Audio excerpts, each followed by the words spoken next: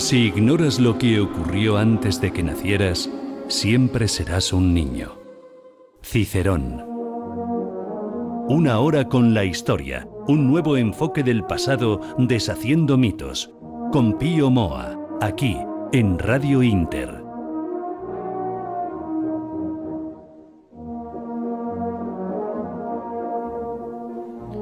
Buenas noches, un sábado más, a una hora con la historia. Con Pío Moa y Kiko Méndez Monasterio, del que hoy tenemos que disculpar su ausencia. La semana que viene estará con todos ustedes.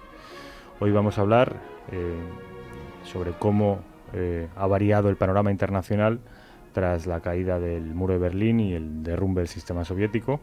Aunque antes de entrar en materia, doy paso a don Pío Moa para que haga el llamamiento semanal a la colaboración de todos ustedes para poder sostener y mantener un programa como este, que en realidad es mucho más que un programa de radio, es también de alguna manera una trinchera intelectual para este mundo en el que vivimos, que sí, hacen falta muchas resistencias, don Pío. Sí. Solemos citar dos frases significativas de Cicerón. Una es la que ya han oído: si ignoras lo que pasó antes de que nacieras, siempre serás un niño. Y esto es peligroso porque los niños son lógicamente muy manipulables, y además estamos asistiendo a una infantilización de la sociedad muy clara. Alguna vez habrá que hablar de ello porque es muy importante, ¿no? Es un tema interesante, efectivamente, sí. La infantilización de la sociedad. Y la segunda frase, que no es menos expresiva, también de Cicerón, dice: la verdad se corrompe tanto por la mentira como por el silencio. El silencio es a menudo peor que la mentira, porque es una complicidad de hecho que permite que la mentira se imponga. Y en lo que se refiere a la masiva falsificación de la historia que España sufre desde hace varias décadas, la complicidad del silencio ha sido igualmente masiva. Y ello ha convertido la política actual en una de esas farsas que suelen desembocar en tragedias. Es una farsa porque se basa todo en falsificaciones, ¿no? En equívocos, en fin. Una hora con la historia es una de las muy escasas voces que se alzan contra esta situación. Hoy por hoy, una de las muy escasas voces. Por ello, reiteramos a nuestros oyentes la necesidad, es decir, la urgencia, de que se comprometan a su vez y difundan todo lo masivamente que puedan este programa y que colaboren en la defensa de la verdad apoyándolo económicamente. Ante la falsificación sistemática de nuestra historia desde la universidad, desde los partidos y desde los medios, nadie debería ser neutral, porque la neutralidad, insisto, viene a ser ese silencio cómplice. Por supuesto, todo es debatible, pero la verdad hay que defenderla, aún exponiéndose a veces a equivocarse. Y pasamos al editorial. Sí, hoy el editorial va usted a hablar sobre un tema de candente actualidad que esta semana ha ocupado multitud de titulares y ha abierto telediarios, aunque es un tema en realidad recurrente desde hace 3 siglos y es... Sí, bueno, es recurrente y no lo es. Desde que se abrió la verja, los partidos y políticos han tenido el mayor interés en silenciar toda la cuestión. Habrán deducido ustedes que estamos hablando de Gibraltar. Claro. Adelante, don Pío. Bueno, con motivo de la salida de Inglaterra de la Unión Europea, muchos creen que España tendrá éxito en recuperar Gibraltar. Pero ante todo hay que mirar la realidad. Se dice que Bruselas ha dado autorización a Madrid para negociar el asunto con Londres, lo cual significa dos cosas. En primer lugar, que la Unión Europea era garante de la permanencia de la colonia, es decir, estaba en contra de los más elementales intereses españoles. Y en segundo lugar, que los gobiernos españoles, una vez entregada la soberanía de España a Bruselas, no podían hacer nada práctico fuera de los amagos ridículos como imponer ocasionalmente colas en la verja. En dos palabras, los gobiernos españoles han liquidado de hecho la independencia de España, por lo menos en una gran medida, en una enorme medida, y una eventual recuperación de Gibraltar, una recuperación muy improbable, no lo sería para España, sino para la burocracia de Bruselas, que es quien trata de ostentar la soberanía sobre los demás países, ¿no? Sobre los países. Es posible que Bruselas, muy resentida por la salida inglesa, aliente a Madrid a molestar a Londres, lo cual significa añadir miseria a la insondable miseria moral de la actual política española. He señalado reiteradamente lo que casi nadie ha querido ver, que la colonia inglesa está situada en el centro neurálgico de nuestro eje defensivo, y que está ocupada por una potencia que, por el mero hecho de mantener una colonia en España, único caso en Europa, pues no puede considerarse un país amigo y aliado, sino precisamente hostil, por mucho que nuestros políticos de los 4 partidos multipliquen sus actos de abyecta sumisión hacia la potencia ocupante, que es lo que realmente ocurre. Tal como los colonizadores multiplican los actos de arrogancia y vulneran todos los acuerdos y tratados siempre que les conviene. Me refiero a los ingleses. Eso, cada 2 por 3 tenemos una muestra de ello. Por consiguiente, nada debemos esperar mientras persista vamos a llamarle casta política de los 4 partidos, porque los 4 partidos están de acuerdo en no hacer nada y en que Gibraltar siga siendo una colonia inglesa. Están de acuerdo en la práctica, aunque de palabra pueden decir alguna otra cosa. Para entender mejor el problema, o sea, ninguno de estos partidos ha considerado Gibraltar un problema para España. Para entender mejor el problema, pues recordemos que el franquismo derrotó moral y diplomáticamente a Inglaterra en la ONU y ante la burla inglesa de las resoluciones de la ONU cerró la verja del Peñón de España. Con ello convirtió a Gibraltar en una ruina económica cada vez más agobiante para Londres. Y de esta situación vino a rescatar a los ingleses el gobierno de Felipe González, un gobierno reconocidamente corrupto, no es descubrir nada, y el PSOE entonces abrió la verja entre el silencio de la derecha y sin la menor compensación para España, aunque posiblemente sí habrá habido alguna compensación para algunos socialistas. Desde entonces la colonia se convirtió en un emporio de negocios opacos y contrabando dentro de la red de refugios o paraísos fiscales con los que Inglaterra ha reconstruido un peculiar imperio financiero en el mundo. Y bueno, es seguro que muchos políticos españoles tienen allí negocios también. Gibraltar es, además, un factor de desertización económica para el entorno, al que parasita y donde se alcanzan los índices de paro más altos de España. Y es un foco de sobornos y corrupción en Andalucía, cuya Junta Autonómica es generalmente considerada también la más corrupta de España, la más corrupta del país.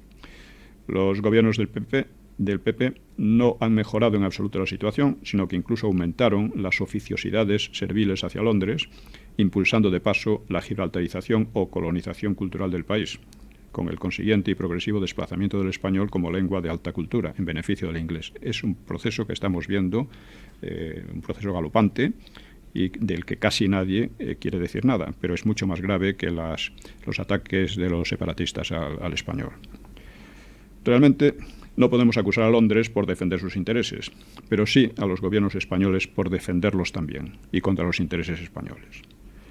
Una anécdota que tiene carácter de categoría ha sido la dedicación por el PP de una plaza a Margaret Thatcher en pleno centro de Madrid, en la Plaza de Colón, cuya gran bandera española queda así, digamos, relativizada, y muy cerca del monumento a Blas de Lezo.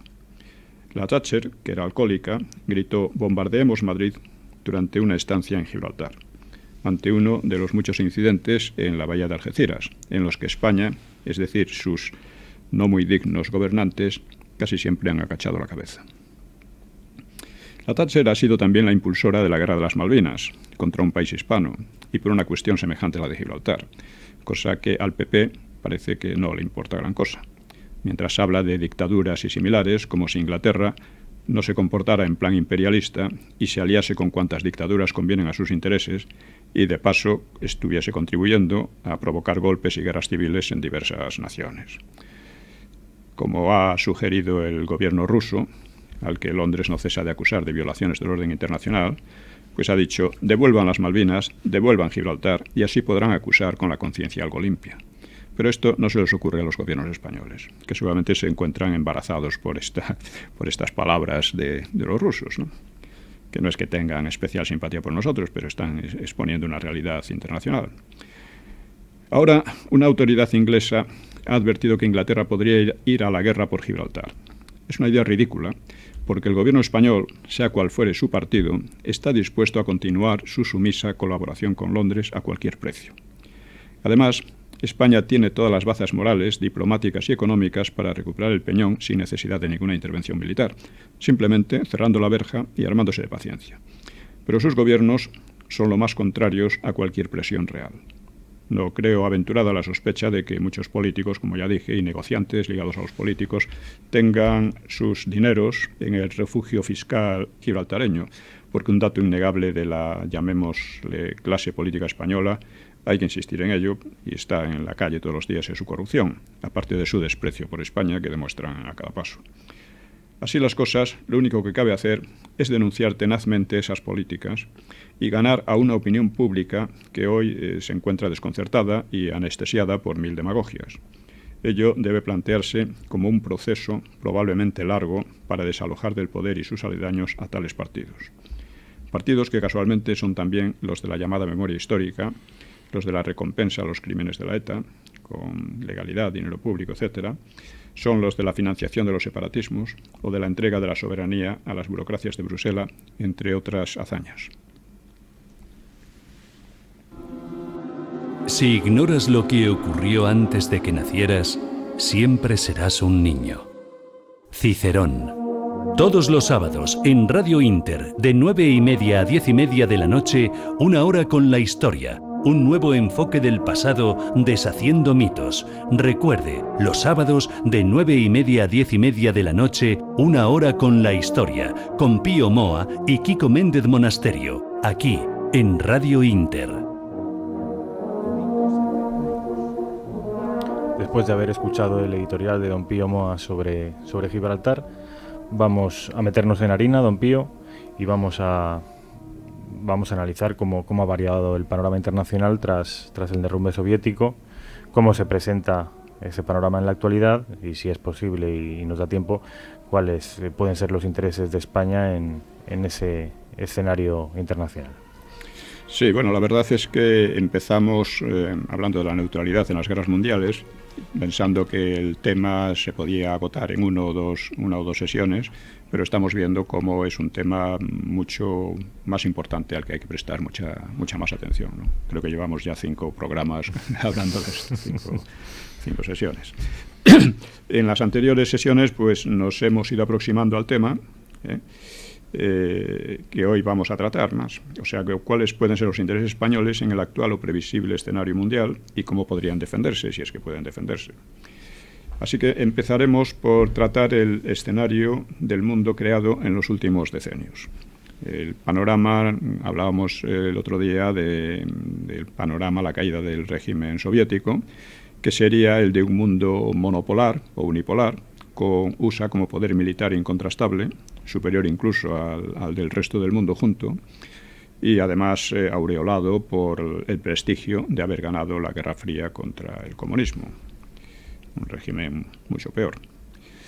Es decir, sería un poder que, junto con la Unión Europea, aliada, aunque en posición subordinada, y por medio de la OTAN, aseguraría un nuevo orden de democracia, paz y libertad, aplastando cualquier posible resistencia en un proceso más o menos rápido. Esto sería el llamado fin de la historia, del que ya hablamos también. Fukuyama. Bueno, la primera gran acción al respecto fue la Guerra del Golfo de 1990-91, cuando Saddam Hussein de Irak invadió Kuwait, y fue una guerra que se saldó con una victoria rápida y aplastante, aunque Saddam Hussein permaneció en el poder, si bien sujeto a un acoso permanente, ¿no? A unas limitaciones, tremendas, ¿no?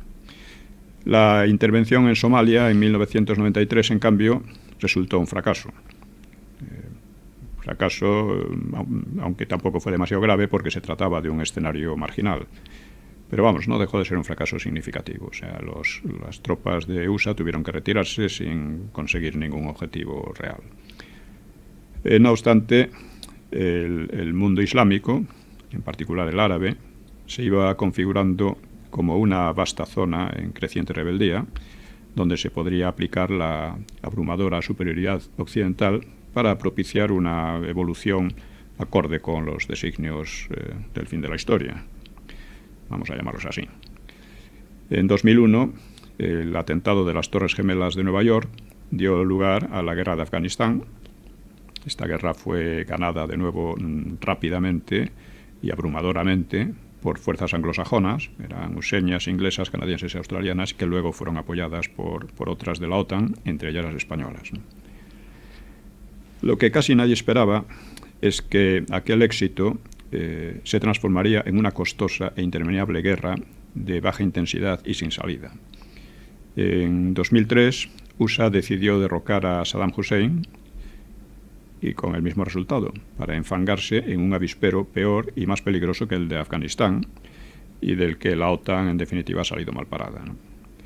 Por otra parte, el designio árabe de aplastar al Estado de Israel no se ha mitigado, a pesar de diversas concesiones y negociaciones. Bien, pues a partir de 2010, la OTAN recurrió a una táctica distinta, que era fomentar la subversión en diversos países árabes, incluso en algunos regímenes pro-occidentales, como el de Mubarak en Egipto, o mismo el de Túnez, mismo el de Gaddafi en Libia. Gaddafi hacía muchos años que no planteaba ningún problema ni ningún ataque serio a Europa o a Occidente, hablando de manera general, ¿no? El método fue el llamado de las primaveras árabes, que fue instrumentado por los servicios secretos de USA e Inglaterra sobre todo, y que consistía en crear manifestaciones sobre las que centrar la atención de todos los focos mundiales, ¿no? de los medios, etcétera, hasta debilitar y hacer caer al régimen, ¿no? Pero lo que ha dado lugar es al caos, la destrucción de varios estados, a guerras civiles y algún golpe militar como en Egipto. El único éxito muy relativo ha sido Túnez, que era el país más europeizado del Magreb, pero que se encuentra desde entonces sometido a un terrorismo constante del que no hablan los medios, pero que es real. Hay constantes líos allá, además que están hundiendo gran parte de su economía, que descansaba en el turismo, ¿no? Otro resultado de las acciones de la OTAN ha sido una corriente de inmigrantes y refugiados a la Unión Europea, que está causando graves problemas internos, ¿no? a estos países, ¿no? Por otra parte, la política de la OTAN de cerco y acoso a Rusia pues ha motivado el retorno de Crimea a Rusia y una guerra de baja intensidad, pero persistente, en una Ucrania que a su vez está muy dividida, porque hay una gran población que se considera rusa y otra que se considera antirrusa, ¿no? O sea, y todo esto con unas perspectivas de carrera de armamentos y peligro de conflictos mayores. Así que, pero estos no son los únicos procesos que se han desarrollado desde la caída del Imperio Soviético, sino otros que, lejos de asegurar un orden estable como se pretendía, pues están causando una inestabilidad creciente y cada vez más peligrosa. Estos procesos pueden resumirse así. En primer lugar, el mundo musulmán, que no debemos olvidar que son 1.300 millones de personas, en una franja que va desde Indonesia al Magreb y al centro de África, pues sufre un proceso de radicalización integrista y de auge del terrorismo y de guerras civiles. Es decir, es una zona con gran inestabilidad, ¿no? En el mismo ámbito musulmán, esto es importante, se han fortalecido dos grandes potencias regionales y antioccidentales, que son Irán y Turquía.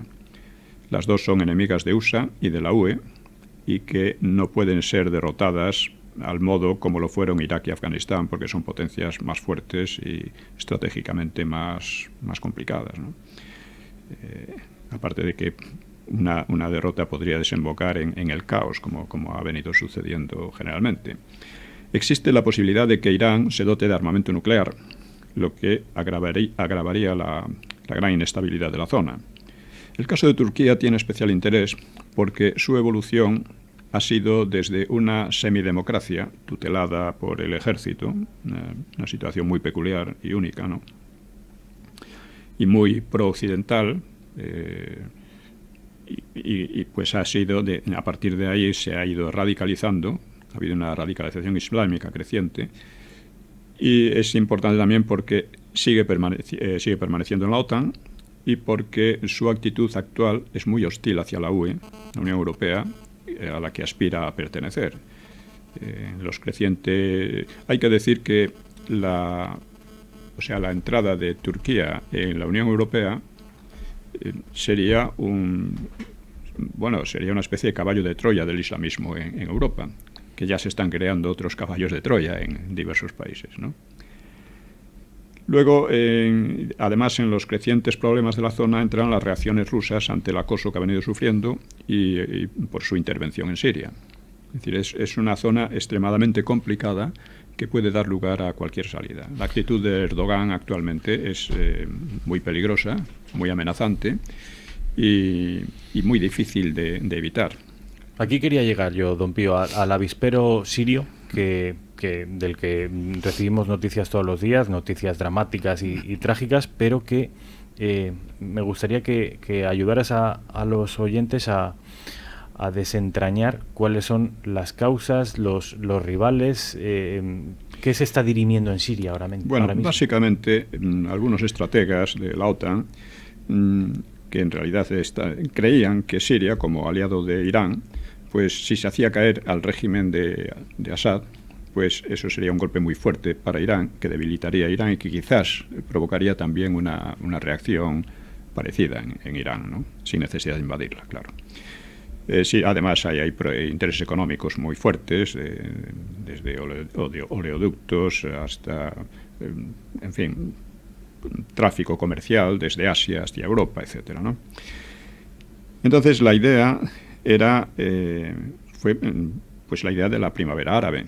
Empezaron a concentrarse en alguna ciudad, pues en plazas y tal, pues gente que protestaba contra la dictadura de Assad, gente muy demócrata, claro, como siempre. Estos eran gente que no eran sirios, la mayoría. Venían de diversos países, porque lo que está haciendo el Estado Islámico es reclutar gente en todas partes, en España mismo, en Francia, etcétera, y por supuesto en el mundo árabe, en el mundo islámico. Y con ello crean problemas en uno u otro país. Detrás de este Estado Islámico y de Al-Qaeda y todos estos, pues ha estado, como es bien sabido, pues Arabia Saudí, ha estado Qatar, Kuwait mismo, y estos países que son además aliados de USA y que además financiaban a Hillary Clinton, curiosamente. Es decir, la red de intereses es muy embrollada, de lo que está sucediendo allí. En un momento dado, Assad, que en realidad preside un gobierno, por supuesto es un dictador, pero como todos los de la zona, desde Mohamed VI hasta el rey de Arabia, en fin, todos estos son que son. Sí, pero al contrario que el marroquí o que el saudita, Assad no contaba con las simpatías de los Estados Unidos. No, por supuesto, porque estaba aliado a Irán y a Rusia. Exactamente. Eso es. Pero no es ni más ni menos sanguinario que los demás. Como era Saddam, pero mantenía el orden, y Siria era un país, yo he hablado con gente, incluso sacerdotes que vivían allí, era un país bastante laico, en que los cristianos eran respetados, cosa que no pasa en otros muchos países de estos apoyados por USA y por la OTAN, en que era un país que prosperaba y era un país ordenado. Entonces estos son valores muy importantes, estaba en paz. Bueno, con el propósito de acabar con un dictador, han creado una guerra civil terrorífica. Y además han intervenido directa e indirectamente, con dinero, apoyo económico a todos estos insurgentes supuestamente demócratas. Y en cambio la posición de Rusia es distinta. O sea, la Siria de Assad, es un país reconocido en la OTAN, en la ONU, es un país con todas las garantías de legalidad internacional, guste o no, y en un momento dado pues pidió ayuda a Rusia. La intervención rusa es una intervención perfectamente legal, mientras que la intervención de USA y la OTAN y otros que están interviniendo ya de manera más directa son actos de piratería realmente, son actos de invasión, o de Turquía también, Turquía está en una posición que no se sabe muy bien por dónde va a ir. En general ha estado apoyando a los enemigos de Assad, incluso ha provocado a Rusia, derribándole un avión, como recordaremos. Y esta es la situación. No tiene una salida clara, a no ser que se imponga a Assad, que es algo que no quieren tolerar ni Inglaterra ni USA. Sobre todo Inglaterra y USA están muy comprometidos contra Assad. Por cierto que Inglaterra es una de las causantes de toda la inestabilidad, remotas, de la inestabilidad del mundo árabe después de la Primera Guerra Mundial, del mundo de Oriente Próximo, sí. En fin, la situación, esta es una parte, solo una pequeña parte. Pero entonces, del don Pío, conjunto. Al-Assad, que es el gobierno legítimo, por llamarlo de alguna manera, aunque no encaja en los parámetros de libertad y democracia occidentales, pero vamos, era el Estado que... No, luego hablaremos de esos parámetros de libertad y democracia occidentales. ¿Contra quién combate el ejército de Siria, el ejército de Al-Assad? Contra insurgentes yihadistas, pero también contra fuerzas financiadas por los norteamericanos y por los británicos. Es que los grupos yihadistas están financiados directa o indirectamente por useños y por ingleses. Esto es algo que a nuestros oyentes y a la población en general le puede costar entender. Es decir, los norteamericanos están financiando el yihadismo que quiere hacerse con el poder en Siria. Sí, lo están haciendo en parte con la idea de que haciendo caer a Assad, pues la situación puede ser mucho más fructífera, vamos a decir, ¿no?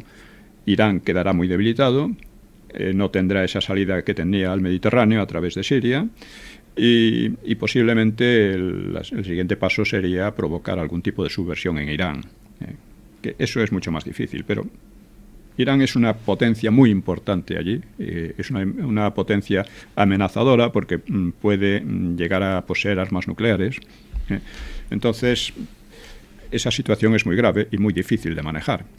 Y lo que han estado haciendo, con el pretexto de imponer la democracia en estos países, ha sido en todas partes lo mismo: crear un caos, fomentar el terrorismo, y uno de sus efectos indirectos ha sido la venida hacia los países de Europa de verdaderas riadas de supuestos refugiados, de hecho inmigrantes ilegales, pero que han sido muy acogidos muy bien. Otra cosa que es llamativa, ¿no? Han sido acogidos muy bien, pues por ejemplo, por Angela Merkel, por Alemania, que intenta obligar a Hungría y a Polonia a hacer lo mismo. Es una política extraña porque la Unión Europea está fomentando al mismo tiempo el aborto, que se ha vuelto masivo en todos los países estos, como un derecho además, y por otra parte la inmigración, incluida la inmigración islámica. De esto hablaremos. Es un tema, es una cosa extraña que analizándola no se le encuentra demográfica. Sí, hay de hecho una sustitución demográfica que se ve en zonas y regiones y barrios de Europa ya, ¿no? En que hay barrios en París, en Berlín y tal, que no son europeos, en las que se aplica la Sharia, en que la ley europea, las leyes europeas, pues no tienen vigencia real, etcétera, ¿no? Entonces, don Pío, si Europa es la principal damnificada de la guerra que se está produciendo en Siria, ¿cuál es el papel que está jugando la Unión Europea en Siria? Porque hablaba usted de los rusos y los iraníes por un lado, los anglosajones por otro, el régimen de Al-Assad intentando mantener el statu quo.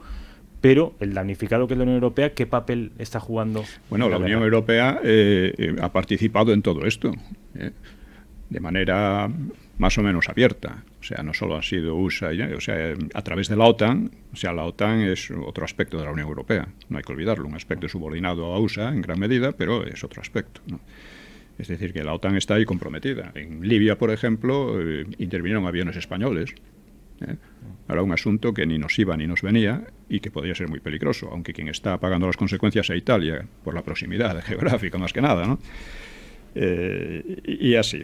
Es decir, esto tiene muy mal cariz, es uno de esos problemas envenenados que no tienen solución. Es un problema como el de Afganistán, con la diferencia que Afganistán queda muy lejos y es un país muy aislado. Pero esto es que lo que pasa en un país repercute en todo el entorno y repercute en la Unión Europea. Esta es el gran problema de Siria, que generalmente se analiza mal porque los medios han procurado llevar una política antirrusa, anti-Assad, etcétera, etcétera, y sin reparar en las consecuencias.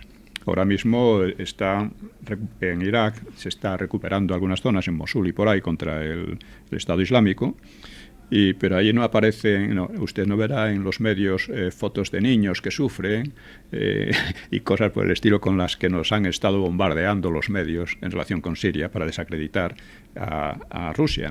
Que Rusia precisamente es la que está haciendo allí un papel más positivo contra el Estado Islámico y la descomposición de todos esos países, ¿no?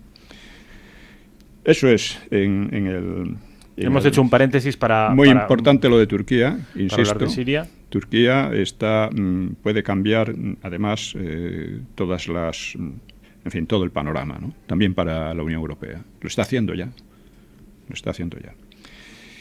Turquía, además, es un país muy fuerte.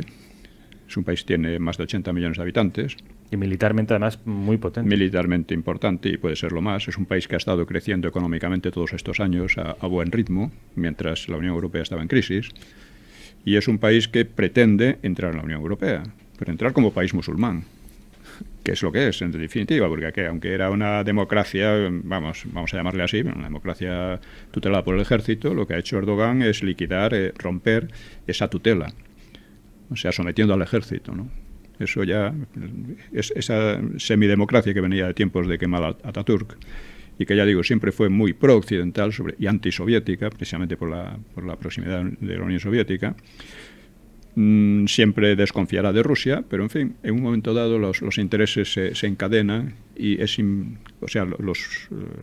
imprevisible por dónde pueden salir. Uh-huh. La historia, se demuestra muchas veces, va por derroteros que sus protagonistas no habían sospechado. Los que planifican y calculan y organizan unas estrategias, etcétera, luego al final sale otra cosa. ¿Quién podía pensar que después de la aplastante derrota de los talibanes en Afganistán aquello se iba a envenenar como se ha envenenado? O que después del fácil derrocamiento de Saddam Hussein, pues aquello se iba a convertir en una pesadilla. Pues ahí está. Bueno, otro aspecto de la evolución, de que estamos hablando, desde la caída de la Unión Soviética, ha sido la recuperación de Rusia, que vuelve a ser una potencia considerable, aunque es de segundo orden y con serias limitaciones, pero sus intereses complican también los de Oriente Próximo, y además es un país con una potencia nuclear muy considerable. Es decir, no se le puede tratar como a Siria o a Irak, obviamente, ¿no? Aunque se intentó algo parecido en Ucrania. Bueno, otra gran área de intereses políticos y económicos que no ha venido respondiendo a las previsiones del fin de la historia, pues es la del Pacífico. El Pacífico ha desplazado al Atlántico como la zona de mayor importancia económica y comercial del mundo. Y tampoco allí las expectativas que decíamos se cumplen. China se ha convertido en un gigante económico y militar, y sus roces con los países vecinos aumentan, así como el peso de su influencia en toda Asia y fuera de Asia. Su influencia económica hoy por hoy, pero también parte diplomática, llega a Hispanoamérica, África, etc., ¿no? China es un país de una economía un tanto salvajemente capitalista, pero bajo un poder comunista, que por su propia naturaleza nunca será amiga de la OTAN, de USA y de Europa, ¿no? De la Unión Europea, y que además está teniendo roces crecientes con países vecinos como Vietnam o Japón, por pequeñas islas y tal, pero que las cosas están por ahí también. El problema de Formosa o Taiwán es un problema que en un momento dado puede adquirir una gravedad considerable, aunque de momento todo el mundo prefiere dejarlo ahí. En el Índico, digamos que la posibilidad de que la India se convierta en algo parecido a China, pues está todavía lejana, ¿no? Es un país internamente muy diverso, en algunos aspectos explosivo, tiene una democracia más formal que real, muy corrupta, y no debe olvidarse su conflicto con Pakistán, en que tanto Pakistán como la India tienen armas nucleares. Luego, si pasamos a África, pues no hay muchos signos de democratización o de evolución en ese sentido, sí de avances del Islam, y no aparece ninguna gran potencia regional, o sea que los conflictos allí son conflictos internos que no afectan al exterior, como pueden ser los del Pacífico, sobre todo los del Mediterráneo, para lo que nos conviene a nosotros, ¿no? En el ámbito hispanoamericano, pues sucede algo parecido a África. Hay una conflictividad, sobre todo interna, y un vaivén de democratizaciones y regímenes llamados populistas, sin verdaderas grandes potencias y sin estabilidad. Luego hay que ver otra tendencia que se ha desarrollado en estos años, y es que el peso específico de USA y de la Unión Europea y de la OTAN, que parecía hacerlas casi omnipotentes, ¿no?, pues también va decayendo. O sea, con un problema añadido de las fuertes grietas que se abren en la Unión Europea, que está en crisis, obviamente, ¿no? Una crisis que también afecta a la relación con USA. Desde comienzos de la Guerra Fría, Europa Occidental ha sido prácticamente un protectorado militar de USA y en parte también político, y había entre las orientaciones de USA y de la Unión Europea una básica unidad, pero que actualmente se está poniendo en cuestión. USA y la UE han perdido, ya digo, peso relativo económico, político, incluso militar, ante el surgimiento de nuevas grandes potencias regionales, de manera que el mundo unipolar diseñado al caer la Unión Soviética se encuentra cada vez más debilitado. Mientras aumentan, los conflictos aumentan en lugar de disminuir, ¿no? Además, otro aspecto es una carrera armamentística en la que se están diseñando armas realmente terroríficas, sobre todo por parte de USA y de Rusia. O sea, Rusia se encuentra pues, en una situación de acoso, no tiene una capacidad económica muy grande, por consiguiente su capacidad militar tampoco puede llegar a ser muy grande, pero para contrarrestar estos problemas que tiene, está desarrollando sobre todo el armamento cualitativamente superior. No creo que a la larga pueda competir con USA, nadie lo sabe, pero está dotándose de armas que son indetectables, que pueden llegar a cualquier sitio, en fin, y contra las que no hay posibilidad de los escudos antimisiles, por ejemplo, ¿no? Y USA está haciendo lo mismo. Ahora Trump está precisamente en esa posición, en desarrollar ampliar los presupuestos militares.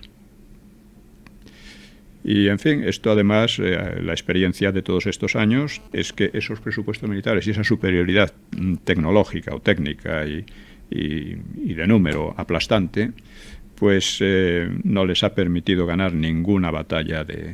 Han perdido todas las batallas hasta ahora, las están perdiendo, las que han emprendido con un pretexto u otro, ¿no? Y, en fin, no menos interesante, yo creo, es constatar la evolución de la propia USA y UE. En ellas, la democracia liberal, tal como se la venía considerando durante la Guerra Fría, pues ha evolucionado en un sentido muy peculiar y, a mi juicio, muy alarmante. En su origen, la Unión Europea era un proyecto cristiano-demócrata, pero hoy su carácter es socialdemócrata y, además, anticristiano, y con políticas tan extrañas o sorprendentes como la del abortismo y el multiculturalismo y la inmigración. Son cosas realmente chocantes, ¿no? Generalmente se atribuyen a una idea globalista o mundialista que desembocaría en un gobierno mundial que teóricamente garantizaría la paz. Evidentemente, el gobierno mundial no seríamos todos iguales. Habría quienes mandaran y quienes obedecieran, ¿no? Algunos más iguales que otros. Entre ellos España. Es inevitable, ¿no? Es un proyecto que no tiene posibilidades a la larga, ¿no? Y las señas actuales de identidad de la Unión Europea son lo que se suele llamar la corrección política y la ideología de género, tanto en sus variantes abortista, feminista, homosexista, etcétera, así como el multiculturalismo, que está dirigido sobre todo contra la raíz cristiana del continente. En el libro Europa, una introducción a su historia, he venido analizando un poco esta cuestión. Europa tiene dos características, una su raíz cristiana y otra la rebelión contra la fe cristiana a partir de la Ilustración, que ha dado lugar a las ideologías. Estas ideologías hoy día, pues parece que una vez ha fracasado el marxismo, una vez el liberalismo se ha modificado muchísimo, sobre todo a raíz de la Segunda Guerra Mundial. O sea, por ejemplo, una tesis liberal clásica es que el Estado debe ser pequeño y no entrometerse demasiado en la economía, ¿no? Lo que ha pasado ha sido lo contrario. Desde la Segunda Guerra Mundial el Estado ha crecido de una manera salvaje. Hoy día en la mayoría de los países desarrollados llega al 50% del PIB, con lo cual indica un cambio esencial, ¿no? Sin embargo, se sigue llamando democracia liberal y podemos seguirla llamando así, teniendo en cuenta sus aspectos equívocos, ¿no?, que puede tener, o ambiguos.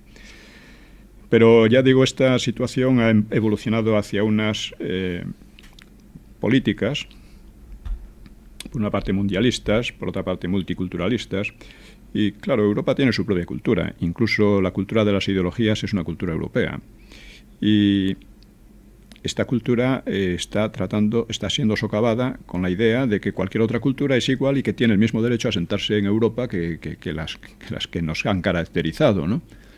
Esto es en el fondo, lo hemos analizado cuando hablamos de la ideología de género, como una ideología de suicidio social. No es un suicidio deliberado, pero sí lo es de muchas maneras, ¿no? Voy a ver si escribo un artículo sobre el feminismo como ideología misógina, por una parte, aunque parezca lo contrario, y que tiende al suicidio, ¿no? O sea, en el feminismo el odio a la maternidad es muy explícito, un odio creciente, ¿no? O sea, estamos viendo campañas constantemente para decir que eso de la maternidad, que no es nada bueno, o que poniendo ejemplos de muchas mujeres que dicen que no quieren ser madres y cosas por el estilo, ¿no? Bueno, eso a la larga, ahí ya han surgido ideólogos en universidades de USA, por ejemplo, que dicen que como la vida humana es un poco peñaza y pesada y desagradable, pues lo mejor sería llegar a un pacto para no tener hijos. Un pacto general para no tener hijos, vivir los últimos años con las mayores comodidades posibles y adiós muy buenas. Se acaba la humanidad, que no pasa nada, sigue la ecología. Esas cosas que parecen locuras, y en el fondo lo son, pues se están desarrollando y están impregnando gran parte de la ideología de la Unión Europea y de USA, aunque con Trump parece que va a haber una reacción, y esto es lo que... Son tesis, además, la del feminismo y la de la ecología, que convergen en muchos puntos, entre otros, en esto de capar demográficamente a Occidente. Es decir, en tanto que el ser humano es el cáncer de la Tierra, además es literal. Sí, le llaman así muchos de ellos, ¿no? El cáncer de la Tierra, y para las mujeres y para las feministas también, una mujer que tiene hijos, o si tiene más de uno ya, ni te cuento, es de alguna manera una esclava del heteropatriarcado que llaman ahora. Entonces... Bueno, digamos que hay además otro aspecto, y es que estas tendencias se están imponiendo por métodos cada vez más totalitarios, de lavado de la mente, ¿no?, de las masas, infantilización, una constante una tensión incluso legal para impedir que otras ideas se puedan expresar. Esto lo estamos viendo, por ejemplo, en España con el autobús de Hazte Oír. Es muy significativo, es muy significativo. Es decir, la evolución de estos países que presumen de demócratas es hacia una forma de totalitarismo nueva, en la cual el disidente no lo fusilan, claro, pero lo condenan realmente a una muerte civil y a la imposibilidad de expresarse. Esto en España lo vemos así también, hablando de, por ejemplo, volviendo al tema del principio de Gibraltar, lo vemos también. Es decir, el tema de Gibraltar ha sido casi tabú durante años y años. De vez en cuando alguien decía algo, una cosilla, pero nada más, sin importancia y sin darle la enorme importancia que tiene para España. Bueno, pues en estas estamos. El autobús de Hazte Oír es otro ejemplo. Pues eso ya... Y usted mismo es otro ejemplo. Usted le han intentado matar civilmente. Vamos, estoy vetado en casi... Creo que ningún escritor ha estado más vetado que yo en España en estos años, ¿no? Usted mismo es por derecha y por la izquierda, ¿eh? Por la derecha y por la izquierda, con alguna excepción como esta, ¿eh? Bueno, pero eso, ya digo, vamos a resumir. En lugar de aquella situación en que no habría ya más guerras, o que serían durante un breve periodo nada más y no serían demasiado graves, porque serían liquidadas rápidamente por la abrumadora potencia militar de las democracias, pues en lugar de eso hemos visto que surgen conflictos y más conflictos, y que la propia democracia está evolucionando en un sentido contrario a lo que normalmente se ha esperado de ella. Esta es la situación. Dentro de eso, ¿qué pasa con España?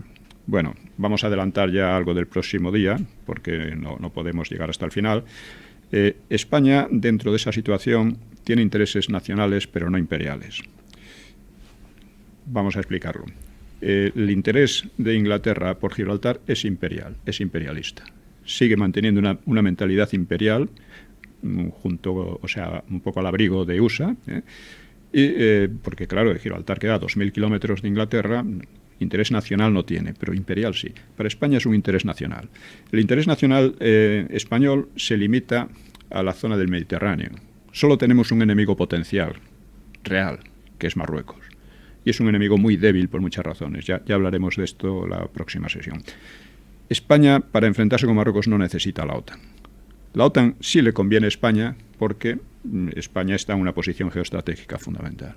Esto abre muchos problemas de los que ya hablaremos. Pero quiero insistir en esto. Dentro de ese conjunto de problemas mundiales y de tensiones y evolución de los diversos escenarios, España ni tiene potencia ni tiene interés, por ejemplo, por intervenir en el Pacífico, pongamos por caso, ¿no?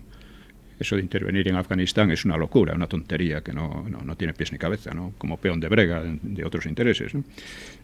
Pero en cuanto al Mediterráneo occidental, sobre todo al Mediterráneo occidental y el norte de África, sí tiene unos intereses muy claros. Y para esos intereses, insisto, creo que la OTAN no es necesaria y en cambio nos puede meter en berenjenales muy graves. Ya nos está metiendo. Hablaremos entonces en la próxima sesión de estas cuestiones. Efectivamente. Vamos, don Pío, a emplazar a nuestros oyentes a la semana que viene, al próximo sábado, a continuar analizando la política y la geopolítica internacional y abundando, calculo, Pío, en los intereses que tiene España en este mundo. Exactamente. ¿Cuáles son los que intereses? Parece unipolar. Si puede defenderlos al margen de la OTAN y si realmente puede, por ejemplo, salirse de la OTAN. Que este es un problema muy serio. Evidentemente pasa lo mismo que con Gibraltar. Con estos gobiernos actuales no hay ni que pensar en eso.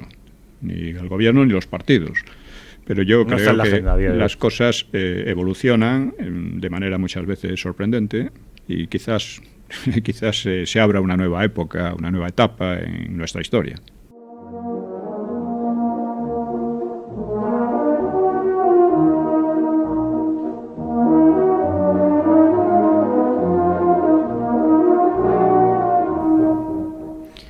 Seguimos en Una Hora con la Historia, con don Pío Moa y Rafael Núñez Huesca, que es el que les habla. Vamos, don Pío, a abordar algunos asuntos que en este caso, una efeméride que se ha cumplido esta semana, el pasado jueves, el pasado 6 de abril, se cumplían 25 años de la guerra de Bosnia y Herzegovina, la guerra de los Balcanes, una guerra de la que, repito, ha transcurrido ya desde su final un cuarto de siglo y que provocó 250.000 muertos, un 60% de la población bosnia desplazada y que de alguna manera conecta con el asunto del que ha tratado hoy el programa, es decir, el mundo que nace después, en este caso, en el caso de la guerra de los Balcanes, inmediatamente después de la desmembración soviética. Aquí el relato general, en aquella época y aún pervive, atribuye la responsabilidad de aquella guerra a un cóctel étnico-religioso de pueblos mal avenidos y, en última instancia, al nacionalismo. Pero me da que las responsabilidades, las causas de aquella guerra tienen también que ver con el mapa geopolítico internacional. Sí, bueno, Yugoslavia es un estado creado después de la Primera Guerra Mundial, el estado de los eslavos del sur, que no tenían una tradición de unidad en absoluto. O sea, una parte de ellos había estado en el Imperio Austrohúngaro, otra parte en el Imperio Otomano, al final Serbia se había independizado, etcétera. Pero la idea no era mala del todo, en absoluto. Crear un Estado grande porque en los Balcanes se habían convertido en un avispero de lucha entre unos países y otros, Bulgaria, Serbia, en fin, etcétera, ¿no? Y había tenido además una gran importancia, por así decir, en el estallido de la Primera Guerra Mundial. El caso es que se podía además pensar que, como eran todos eslavos, hablaban el mismo idioma, el serbo-croata, y prácticamente todos, o la gran mayoría, y bueno, pues podía formarse un Estado. Había diferencias importantes, los serbios eran ortodoxos, los croatas católicos, etcétera, ¿no? Y además la influencia anterior también, pero bueno, consideremos también lo que pasó en Polonia. Polonia había estado dividida entre los austríacos, los rusos y los alemanes. Cada una de sus zonas había desarrollado ciertas diferencias que podían ser considerables, sin embargo, se ha mantenido unida. Bueno, con Yugoslavia no pasó. Yo recuerdo, conocí en Inglaterra bastantes yugoslavos trabajando, y eran de las distintas partes y se llevaban todos muy bien. O sea, nadie hubiera podido pensar que iba a pasar lo que pasó. Sin embargo, pasó. Ahí la guerra se hizo interminable, con atrocidades por todas partes, que ya digo, eran impensables, ¿no? Porque además había muchísimos matrimonios entre serbios y croatas, y entre serbios y macedonios, en fin. Era una cosa que parecía impensable. Ya digo. Y además era probablemente el país que en mejores condiciones económicas salía del derrumbe soviético. Sí. Se hablaba de una potencia turística. Porque estaba en ciernes. Sí, estaba al margen del Imperio Soviético, claro. De hecho, Stalin había intentado asesinar a Tito. Tito se resistió, pero vamos, que en la órbita, estaban en la órbita. Sí. Parecían los más adecuados para unirse, mantenerse unidos y desplegar una economía de conjunto, etcétera, ¿no? Hombre, los croatas acusan a los serbios de que habían adoptado en general una actitud sumamente vengativa y brutal después de la Segunda Guerra Mundial, porque hay que reconocer que la oposición, la resistencia contra los alemanes fue llevada sobre todo por serbios, y mientras que gran parte de los croatas colaboraron con los alemanes. Pero bueno, por lo visto estas cosas que parece que son heridas que desaparecen, que se curan, pero reaparecen a veces en los momentos más inesperados.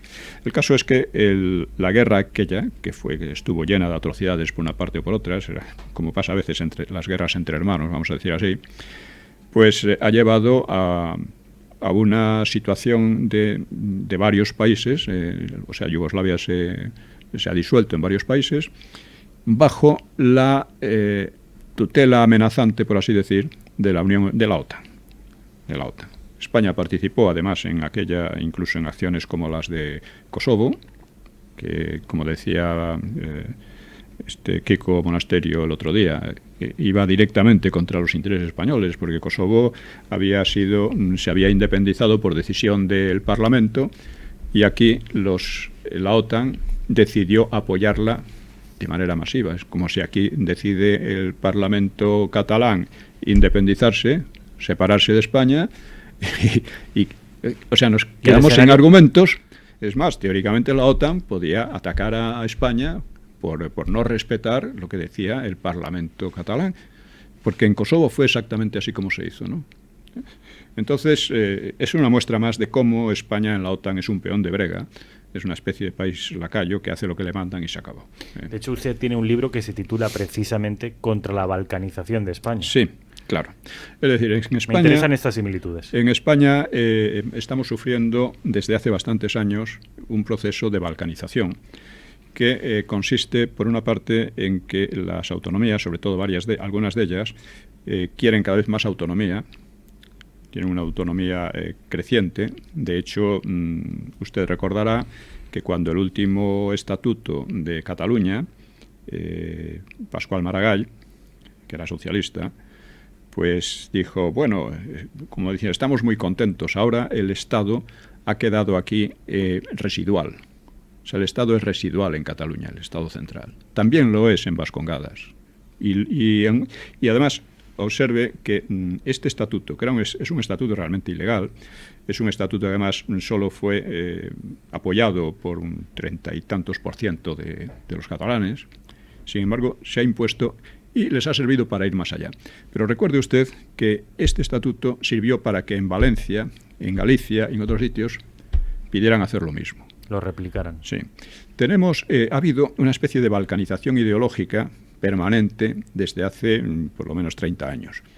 O sea, desde el momento en que, por ejemplo, en Andalucía se nombra a Blas Infante, que era un loco separatista y proislámico, se le nombra padre de la patria andaluza por todos los partidos, la UCD, el PSOE, en fin, los andalucistas, etcétera, ¿no?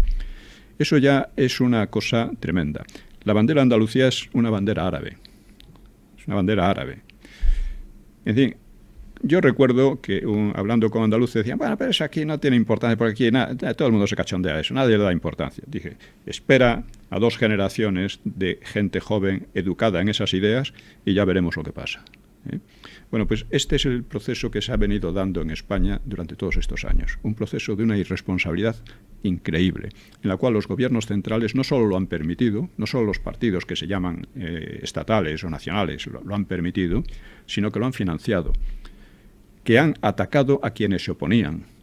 Se les ha impuesto durante mucho tiempo a los que defendían la unidad de España, pues se les ha marcado con el marchamo de fachas, se ha procurado impedirles su expresión, su libertad de expresión, y esto se está volviendo una situación cada vez más amenazadora. Usted es uno de los damnificados de ese nuevo relato. Sí, evidentemente. Pasaba lo mismo en relación con Gibraltar, es decir, aquí defender a España como nación y como una, digamos, un proyecto general parece un delito, y trata de convertirse en un delito. Bueno, pues nos puede servir. Una especie de disuasión de todo lo que tenga que ver con la nación, con la patria, con la idea de España. Sí. Irradia, no sé, temor en la derecha y aversión y hostilidad en la izquierda. Y ese puede ser nuestro gran drama. Es decir, usted sostiene la tesis de que el problema del separatismo no está en Barcelona ni en Bilbao. No, está en Madrid. Está en Madrid. Está en Madrid. Como el problema de Gibraltar está en Madrid. O sea, usted también acaba de decir que la catástrofe de los Balcanes no estaba prevista por nadie. No estaba en la agenda mundial que aquel país... Es que nadie lo suponía. Son de esas cosas que dicen, bueno, ¿cómo es posible? Era el país de toda la órbita socialista, vamos a llamar, socialismo más o menos real, que tenía las mejores garantías para asentarse y para prosperar y para democratizarse. Bueno, pues no, todo se viene abajo de pronto. Pues ojo a ese precedente histórico, que de alguna manera este programa sirve también para advertir de en fin, la frase de Cicerón, de la gente que no conoce la historia, pues son niños eternamente. Don Pío, en 20 segundos, recuerde a los oyentes cuál va a ser el tema a tratar la próxima semana. El tema a tratar va a ser, hoy hemos tratado la situación global que se ha ido produciendo después de la caída del régimen soviético, y vamos a tratar cómo dentro de esos nuevos escenarios, inesperados en gran medida e incalculados, puede jugar España un papel, de acuerdo con sus intereses o de acuerdo con una supeditación, como viene siendo el caso, a intereses ajenos. Sospecho que va a tener más que ver con la segunda opción que usted da. De momento sí. Bueno, pues ha sido un placer compartir esta hora de sábado con todos ustedes, y reciban un cordial saludo de Rafael Núñez Huesca, de don Pío Moa, y la semana que viene estará con nosotros dos también, si Dios quiere, Kiko Méndez Monasterio.